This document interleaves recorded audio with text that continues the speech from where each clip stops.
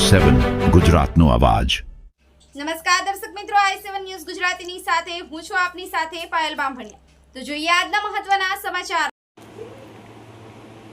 દાહોદ જિલ્લામાં દિલ્હી વડોદરા ગ્રીનફિલ્ડ એક્સપ્રેસવેના નિર્માણ કાર્યની ગતિ।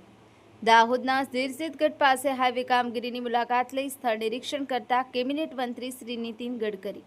આજરોજ કેન્દ્રીય માર્ગ અને પરિવહન મંત્રી શ્રી નીતિન ગડકરીએ દાહોદ જિલ્લાના લીમખેડા તાલુકામાં આવેલ ઝીરસીદગઢ પાસે હાઈવેના ચાલી રહેલા ભારતમાલા પ્રોજેક્ટ હેઠળ કામગીરી સ્થળની મુલાકાત લઈ કામગીરીનું નિરીક્ષણ કર્યું હતું।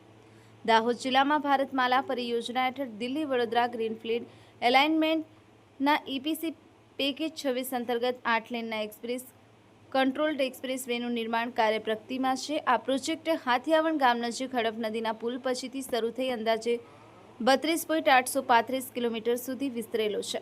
પ્રોજેક્ટની કુલ અંદાજિત કિંમત 1,38,099 કરોડ છે। આ પ્રોજેક્ટનું નિર્માણ એટલાસ કન્સ્ટ્રક્શન પ્રાઇવેટ લિમિટેડ અને એનકેસી પ્રોજેક્ટ પ્રાઇવેટ લિમિટેડ જોઈન્ટ વેન્ચરના દ્વારા હાથ ધરવામાં આવી રહ્યું છે। આ દરમિયાન દાહોદ જિલ્લાના કલેક્ટર સુરભી ગૌતમ દેવગઢ બારિયા, નાયબ વન સંરક્ષક, નાયબ પોલીસ અધિક્ષક પ્રાંતશ્રી લીમખેડા, મામલતદાર લીમખેડા, નેશનલ હાઈવે સ્ટાફ સહિત સંલગ્ન તમામ અધિકારી કર્મચારીઓ ઉપસ્થિત રહ્યા હતા।